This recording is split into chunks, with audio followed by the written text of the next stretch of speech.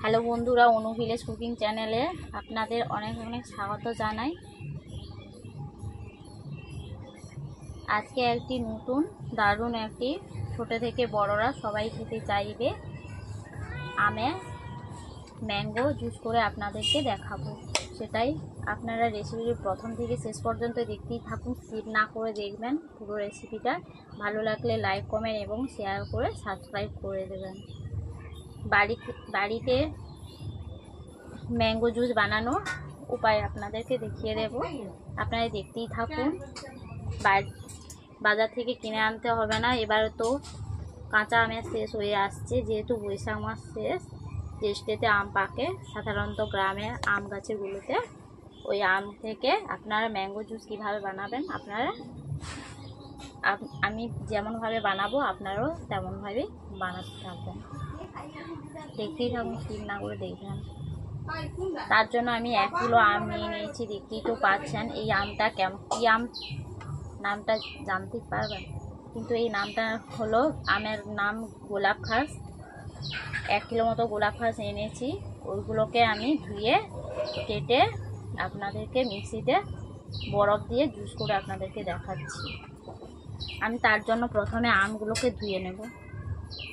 বন্ধুরা দেখতেই পাচ্ছেন আমগুলোকে আমি ভালোভাবে ধুয়ে নিচ্ছি।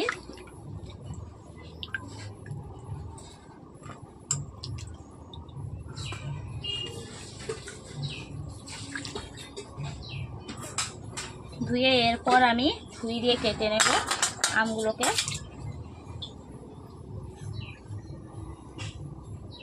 দেখতেই পাচ্ছেন মাথাগুলো কেটেই নিচ্ছি।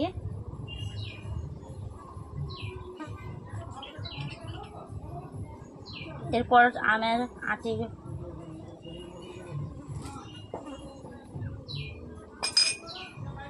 বন্ধুরা দেখতেই পাচ্ছেন, হাত দিয়েও ছাড়াতে পারেন, চাকুর সাহায্যেও ছাড়াতে পারেন, কিংবা বঁটি দিয়েও ছাড়াতে পারেন, যেটা খুশিতে আপনারা ছাড়াতে পারেন।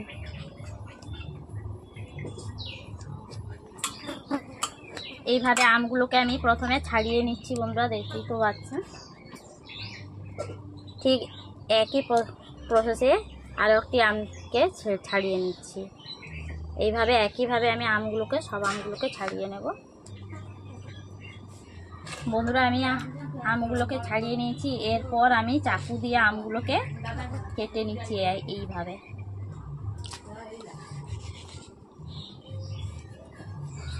এমনভাবে আমটা কেটে নেবে আঁটিতে, কোনোভাবে আমটা যেন না লেগে থাকে আঁটির মধ্যে। এইভাবে আমি ছুরি দিয়ে কেটে নিচ্ছি।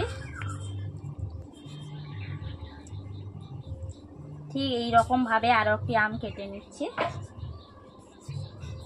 বন্ধুরা দেখতেই পাচ্ছেন আমি এই মিক্সি নিয়ে নিয়েছি। এই মিক্সির মধ্যে আমি ধুয়ে দেবো। মিক্সিটাকে ভালো করে মিক্সি কৌটো নিয়ে নিয়েছি। এই কৌটোর মধ্যে আমি আমগুলোকে ভরে দেব। যেহেতু গোলাপ খাস আম, তার জন্য আমি প্রচুরই মিষ্টি লাগে। এই আমটা খেতে খুবই সুস্বাদু, পুরো মৌর মতো লাগে। বেশি চিনি লাগবে না। আমি প্রয়োজন মতো 2 টেবিল চামচ চিনি দিলাম।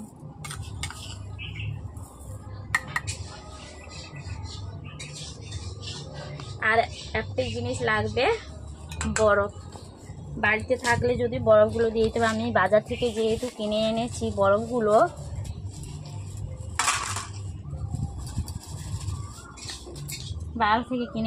বরফগুলোকে দেখতেই পাচ্ছেন, বরফগুলো গলেই যাচ্ছে। দেখতেই পাচ্ছেন, আমি চামচ দিয়ে উঠে দেখাচ্ছি বরফগুলো। আমি বরফ নিয়ে নিয়েছি।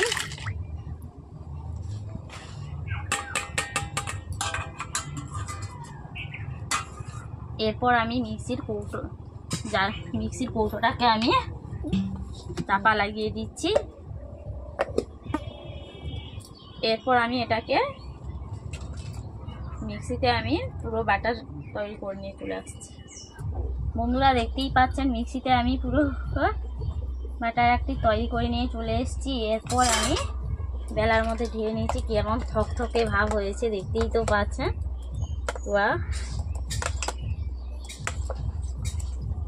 এরপর আমি একটু অল্প করে জল দিয়ে দিয়েছি।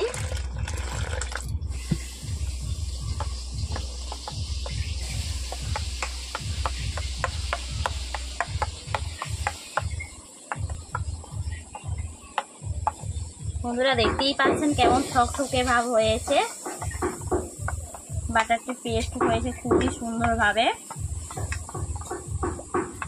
এরপর এখন আমি দিয়ে দিচ্ছি স্বাদ মতো বিট লবণ দিচ্ছি। দেখতেই পাচ্ছেন বিট লবণ স্বাদ মতো দিয়ে দিচ্ছি। চিনি তো দিয়েছি। এরপর দিয়ে দিচ্ছি খুব টেস্টি লাগার জন্য জল জিরে প্যাকেট। দেখতেই পাচ্ছেন বাজার থেকে কিনে এনেছি, এর মধ্যে সবই আছে, তার জন্য আমি জল জিরে প্যাকেট পুরো 1 প্যাকেট দিয়ে দিলাম।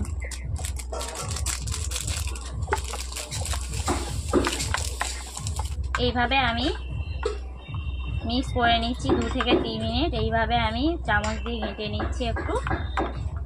যাদের বাড়িতে আম আছে তাদের কোনো কথাই নেই, এইভাবে আপনারা ম্যাঙ্গো জুস বানিয়ে খাবেন, অবশ্যই ভালো লাগবে এই গরমের দিনে।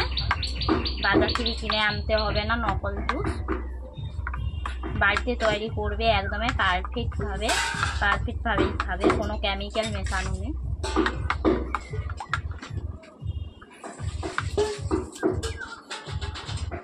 অনেকদিন ধরে যদি নির্যাস করে রাখতে পারো বা অনেকদিন ধরে যদি রাখতে পারো তাহলে একটু অল্প করে ভিনিগার দেবে। আমি যেহেতু সঙ্গে সঙ্গে খেয়ে নেবো তার জন্য আমি ভিনিগার দিচ্ছি না। এখন কেমনভাবে বানিয়েছি আপনারা তো দেখতেই পারলেন। এইভাবে আপনারা বাড়িতে অবশ্যই ম্যাঙ্গো জুস বানিয়ে খাবেন, খুবই সুন্দর লাগবে। ছোট থেকে বড় সবাই খেতে চাইবে গরমের দিনে, কেন অন্যান্য সময়েও।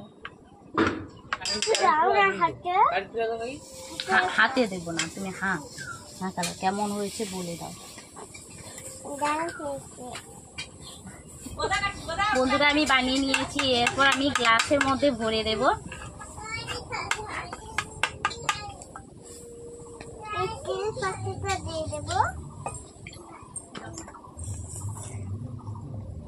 আপনারা চাইলে বোতলেও ভরতে পারেন।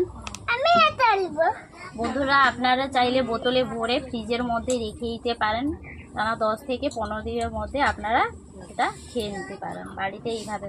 আর যদি রাখতে চান তাহলে অবশ্যই 1 কিলো আমে 2 চামচ মতো ভিনিগারে দেবেন, অবশ্যই থেকে যাবে।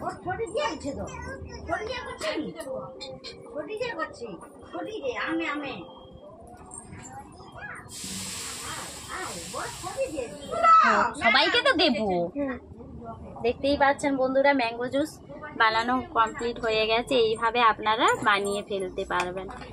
দাদিকে দেব। দিদা তোমাদের জুস রেডি। তুমি একটা খেয়ে নাও, সেই ছোটটা খেয়ে নাও।